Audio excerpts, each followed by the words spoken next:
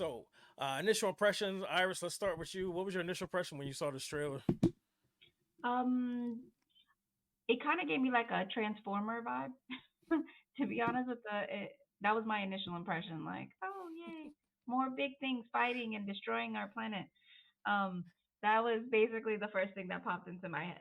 And because I didn't really see the Godzilla versus Kong, I didn't know exactly like who is considered like you know our antagonist. Um, so going into into this movie, I wasn't sure what to expect. So I can't say I didn't have high expectations, but I didn't have low expectations either. I was more of a clean slate because I didn't know what was gonna happen. You was just reporting for duty, sir. Ready to review. Basically, yeah. Yeah, I got you. I got you. All right, Dad Panther. How about you? Initial impression, please, sir. Initially, I've been able to catch everything except for the Apple series, which is on the list. So I kind of was anticipating this battle and the quality for what it was. So just kind of ready to be there and see what's going on. That's what's up. For me, I knew that this was coming. This was coming. They were working up to it, um, and I actually did not have any excitement for it. I didn't like Godzilla versus Kong too much, and I felt like this was just forced because they had already put so much into it. So for me, my initial impression was like, well, here we go. We gotta watch it. We gotta review it. All right. So who wants to get into highs and lows first? Not it. I'll go into it. So I'll go with the lows. The storyline is lacking. There's things in the storyline that just don't make sense at a movie, like Lingo said before, where the buildup has been coming for so long. So it should be more consistency in the story, and even some of the characters I felt should have got more love than what they had.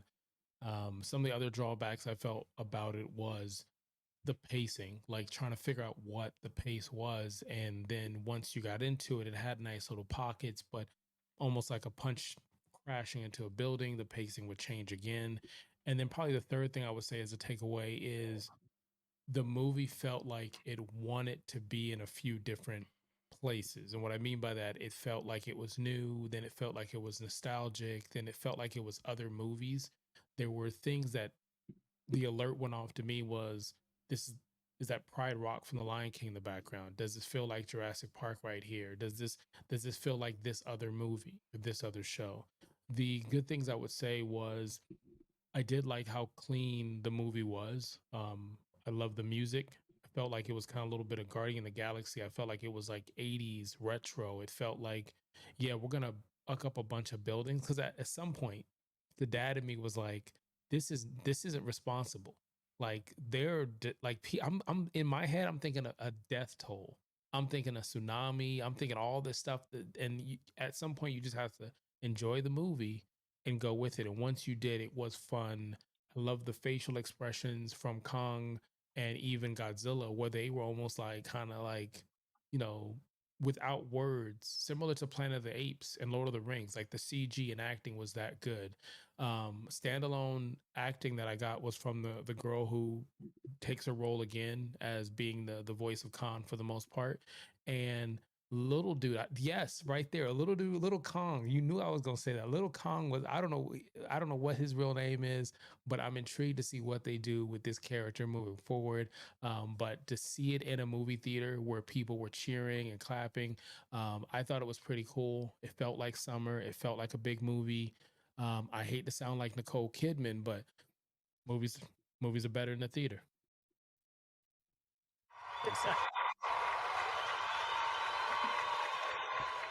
Nicole Kidman, she might appreciate that nod.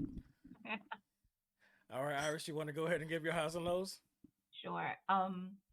So in regards to my lows, I would have to agree. The biggest thing that I want to say that bothered me was more like the writing. I know they try to throw in like a couple of like comedy lines here, but it was just so stale, you know. Um, I just the writing really needed help on some parts. Um, that was I would have to say was my biggest low. Um, But my highs in regards to this movie was I enjoyed how bright it was. And as Ron mentioned, like, it gave you kind of bits and pieces, like different vibes of other movies. And like I stated before, like even with just watching the trailer, the vibe that I got was like, oh, Transformers. Like that's that's what I saw. And also a vibe of Jurassic Park. Um and I for me that's a high because it's at least something that I recognize. So I was like, oh okay, like those are movies I like, so I can vibe with this. Um in regards to like the effects and just how bright the movie was, I'm glad it wasn't like a super dark movie. It was, the coloring and the lighting, everything was so bright, even though most of the movie is, CGI. Um, but I have to say that I really enjoyed that. And even though, as Ron mentioned, there is a lot of destruction, and like I could only imagine the death toll. That's why I was like, people are dying. No, let me stop. But excuse me. In a lot of like the original Godzilla movies, um, and even Kong movies, like you see that destruction of the cities that Godzilla's and Kong's and so I like that they kept that at least in this. Um, and because I hadn't really seen all of the other movies that are a part of this universe, um, I didn't feel lost. They gave us a little bit of backstory to at least introduce things. So I was like, oh, okay, that's where that character came from, and that's the connection between these people. So even though I was new to the movie, I didn't feel lost because hey, we're they're piggybacking off of something else, and if you didn't see it, you're gonna be lost in this one. Um, and just to go back to my lows, um, I feel like there was action, but I feel like the storyline itself was a little lacking. There were certain things that I wish they would have dove more into. Um, and I feel like the storyline itself, a lot of the scenes were very predictable on what was going to happen. Um, but yeah, those were like the biggest things for me in regards to low. Not that I didn't enjoy the movie, but um, I just feel like it could have been better, with certain things. Um, yeah, but that's mostly,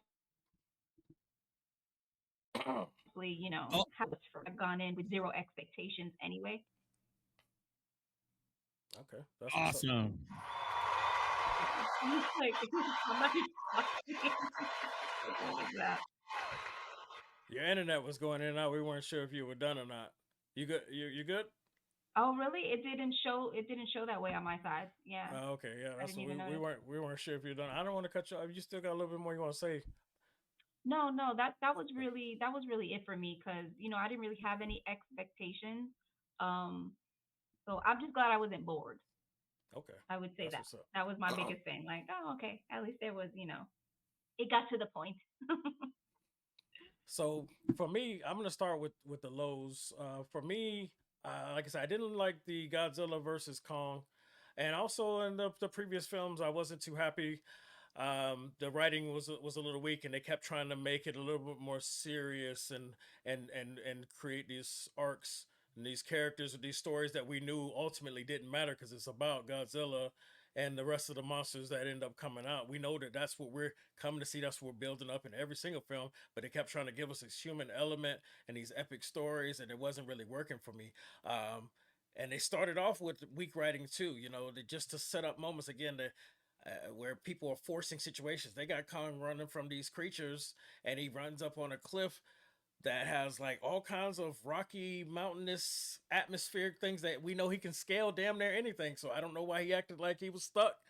But they did it just so he can turn around and seem like he was cornered. But he then the rest of the movie, he there's nothing he can't scale. There's nothing he can't climb. King with Kong, and he's running from these things, And I just thought it was a little ridiculous. So they had moments like that in the beginning. I was very worried, but then all of a sudden the movie kind of it hits a switch, and that's where I start wanting to go into my highs.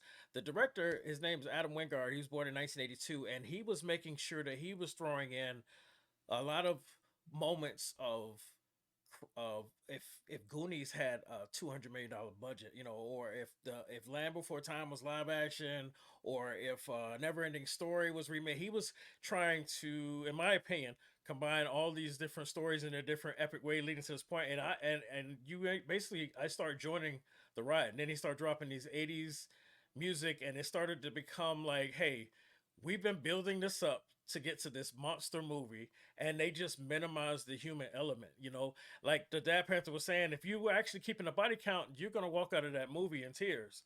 But you know, but we stopped worrying about that. I mean, this guy was obviously a true Godzilla fan, because if you look at the classic films, Godzilla's biggest battles always happen in the city, because that was part of the set, was part of the character of them being epic and destroying stuff. And so instead of them taking this Middle Earth, which is saving the world from an epic battle, they made sure they found a way to bring that shit back out to Earth, and they were just destroying everything. Godzilla, no matter where he walked, no matter if his intentions were good or not, people were dying, but they weren't showing you that, but you knew it.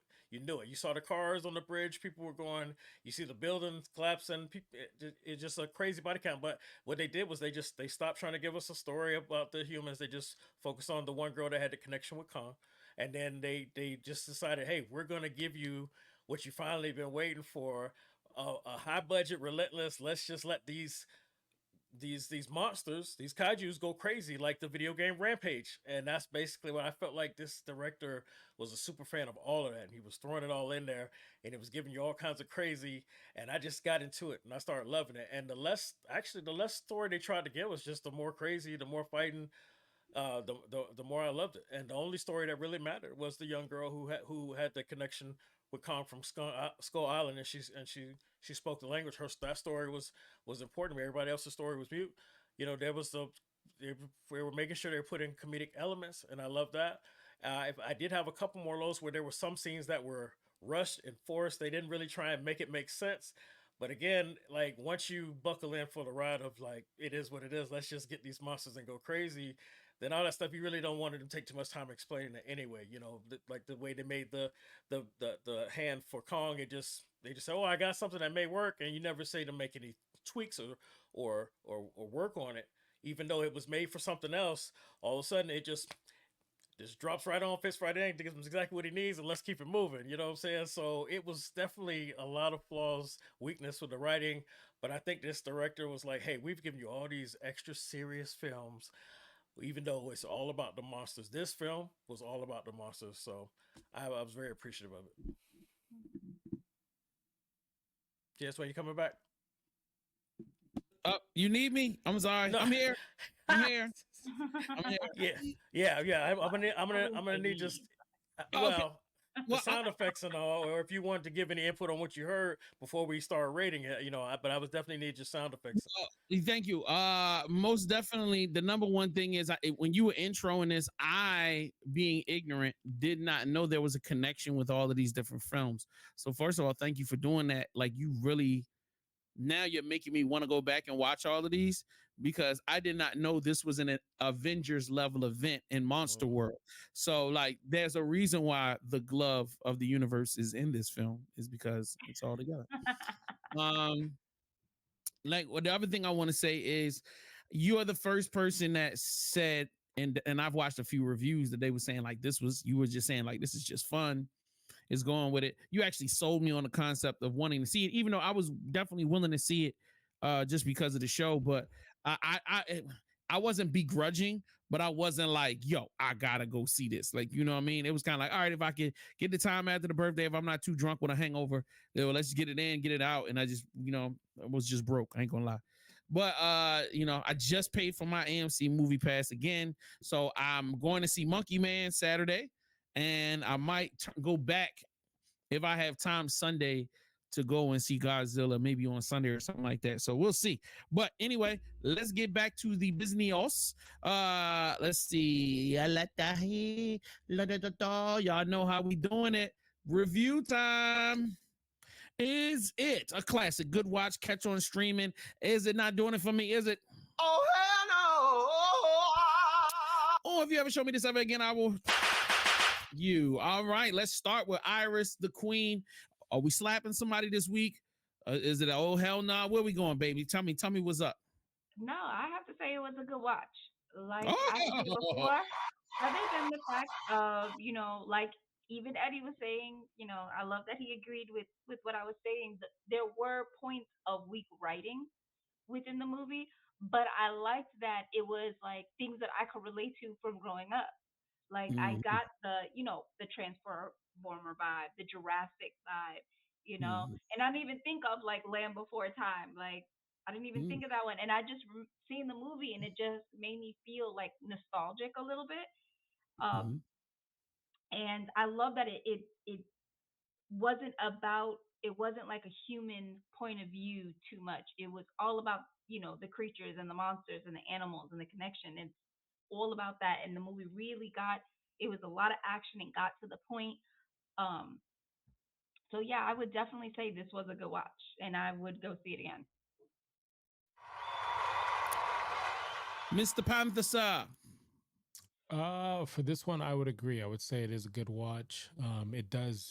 It feels like a movie that you get popcorn with and just kind of hang out and sit on the couch and like, oh, did you see what he just did? Again, there was times where Kong to me looked like a dude you would see off 183rd, with the white beard.